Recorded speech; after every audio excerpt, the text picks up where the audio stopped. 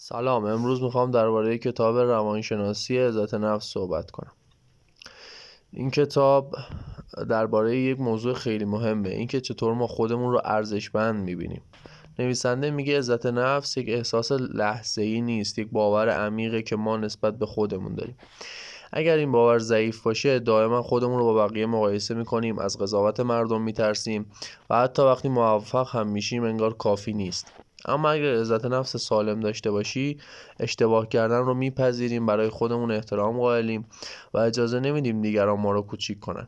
کتاب میگه عزت نفس با دو چیز ساخته میشه. یک، خودپذیری، یعنی قبول کردن خودمون با ضعف‌ها و نقطه قوت‌هامون. دو، خود ابرازی، یعنی گفتن خواسته، نیازها و نگفتن وقتی چیزی رو نمیخوایم.